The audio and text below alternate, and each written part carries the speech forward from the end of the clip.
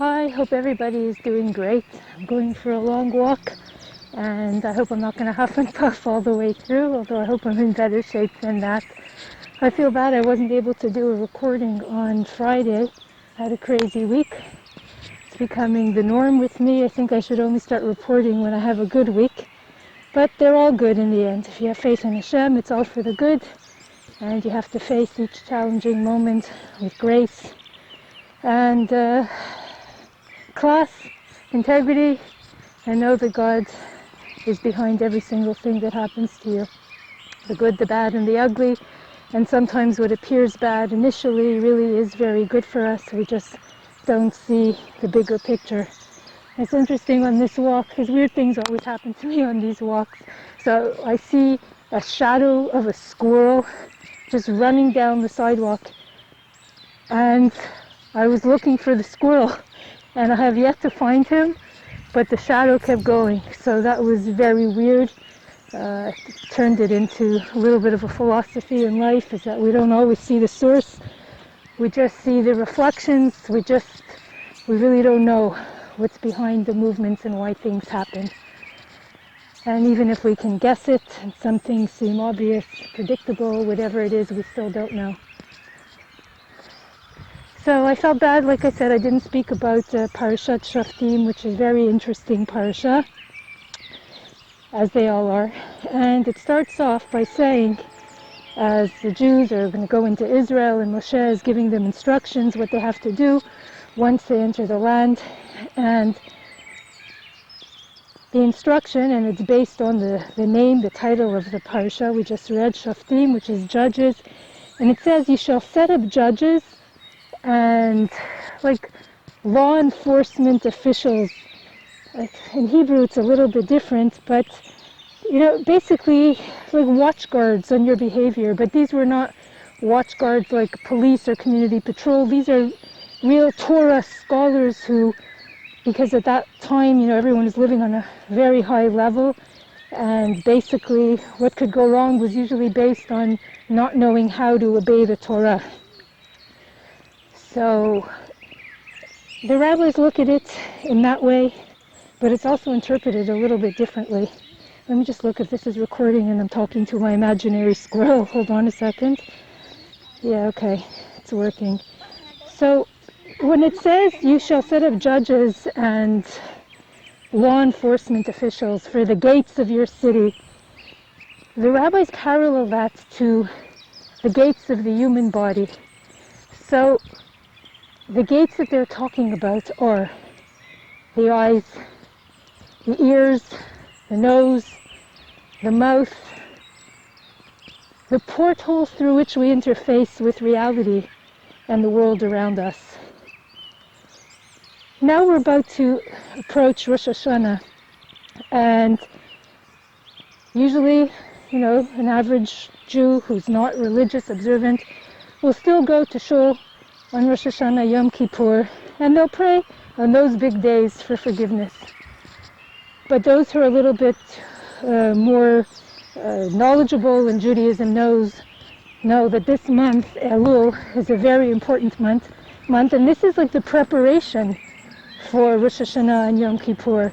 This is a month where we have to start to correct our behavior, so that when we get to that big day, it's like being in a marathon or being in the Olympics or something. You're not just going on that big judgment day, the day of the contest, and then you're entering the contest. There's preparation, there's getting up early, there's practicing, there's modifying your behavior, there's discipline. So that's what this month of Elul is all about. So what are the ways that we can refine our characters and improve upon ourselves to prepare ourselves for Rosh Hashanah?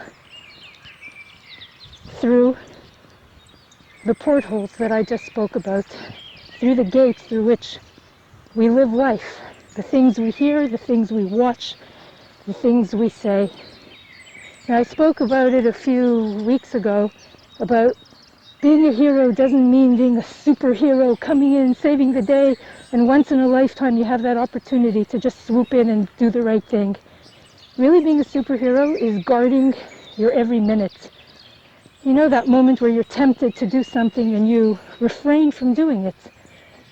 because those restraints and that refraining is character building, and it defines who you are. Just like when you're working on a muscle, you can go into the gym and just pick up big dumbbells and pump weight, and you'll be like swollen like a big balloon.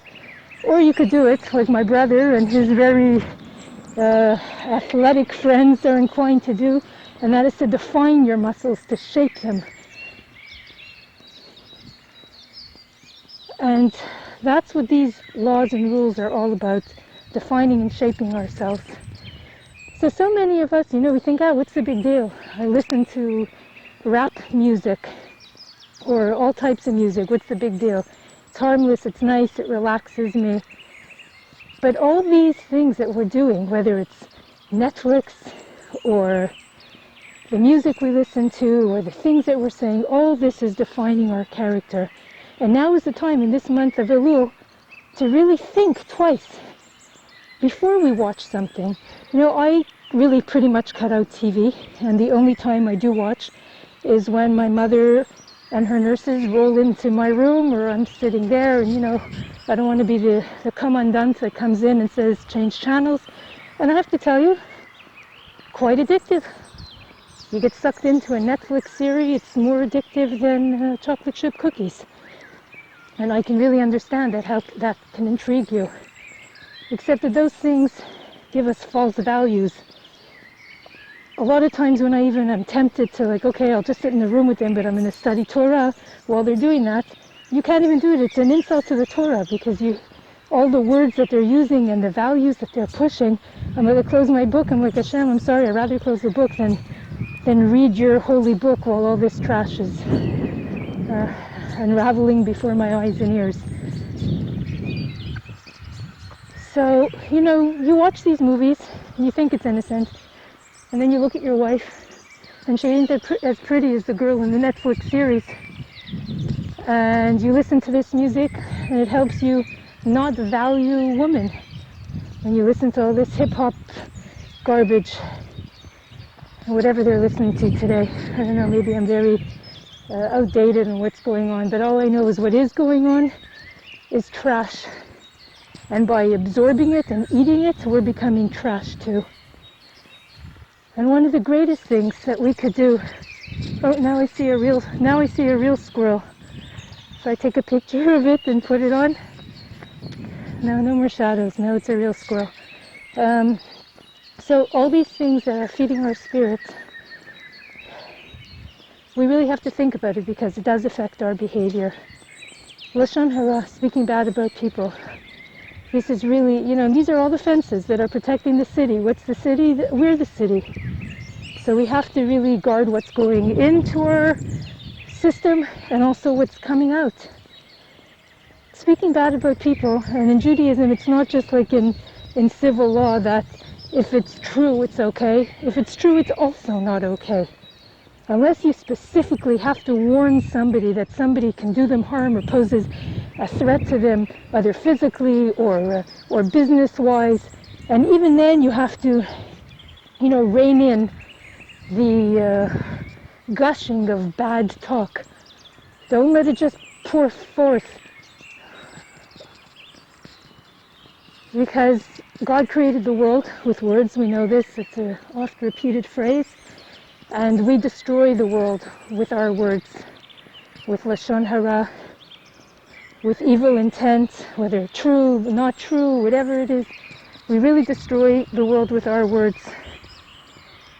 And we read in the book of Genesis, actually, that God created the world with 10 utterances. And it's asked by the rabbis and brought down in exegesis that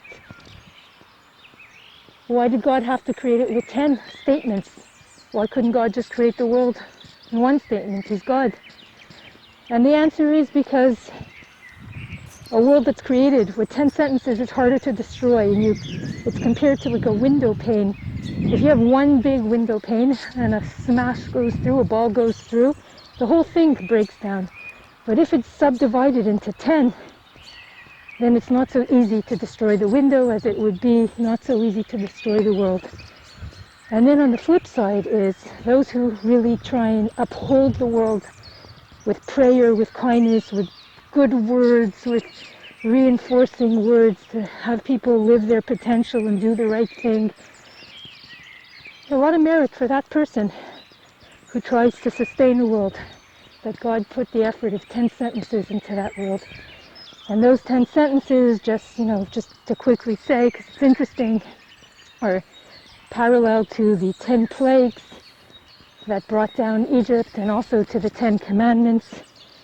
There's a correlation of all these things, which I won't speak about now, but just the major point of what I'm trying to say is really think twice, like you would a diet. Today everybody is so scared to put something in their mouth that has all these weird ingredients, and you don't even understand what the ingredients are. It's all these types of chemicals, and everybody's reading the labels.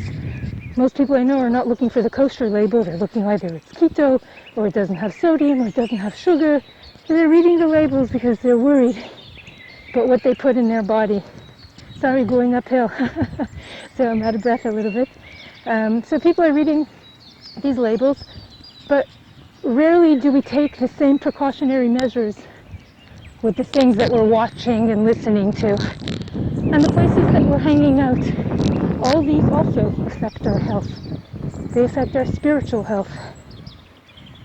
So I'm going to keep the message short, even though the walk will be long. That's a Spoonerism, I think, when you misplace the first two letters of words. Okay, so that's the best I could do while I'm walking. I hope everybody's great. And now I don't feel so guilty that I didn't do my talk on this week's Parsha.